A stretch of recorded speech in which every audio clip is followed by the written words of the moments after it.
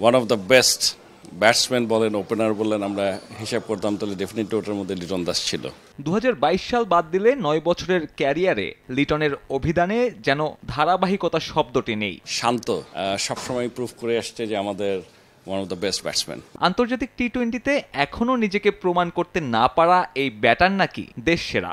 সৌম্য সরকার একটা সময় বড় বড় দলগুলোর সাথে যখন আমরা প্রথমে এসে জেতা শুরু করলাম, যেটা নাকি আগে কখনো করে নেই, সে কিন্তু আমাদের জিতিয়েছে। সৌম্যর পক্ষে সাফাই গাইতে এখনো টানা হয় 9 বছর আগের একটা দ্বিপাক্ষিক সিরিজের ইনিংসকে। অবশ্য এই দীর্ঘ সময়ের ব্যবধানে বিকল্প তৈরিতে ব্যর্থ ক্রিকেট বোর্ড ব্যর্থদের আগলে রাখতে খোঁড়া যুক্তি দেবে, এটাই তো স্বাভাবিক।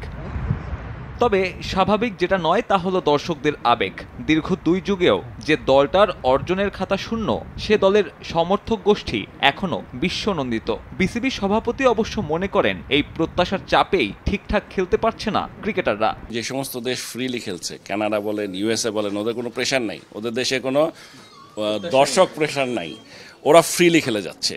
টি-20 এরকম ফ্রিলি খেলতে হবে। অর্জনের খাতা শূন্য হলেও নিত্য নতুন অজুহাত দাঁড় করাতে বিসিবির জুরি নেই। সহযোগী দেশগুলো যখন টি-20 ক্রিকেটটা আয়ত্ত করেছে, তখনও টাইগারদের ব্যর্থতা আড়াল করতে টানা হয় উইকেটের মানকে। ইউএসএর সাথে যে উইকেটে খেলেছি সেটা বুঝতে আমাদের সময় লেগেছে। গতকালকে ভারতের সাথে যেটা খেলেছি, আপনি দেখবেন ওই উইকেটটা আমার কাছে মনে হচ্ছে অনেক কঠিন।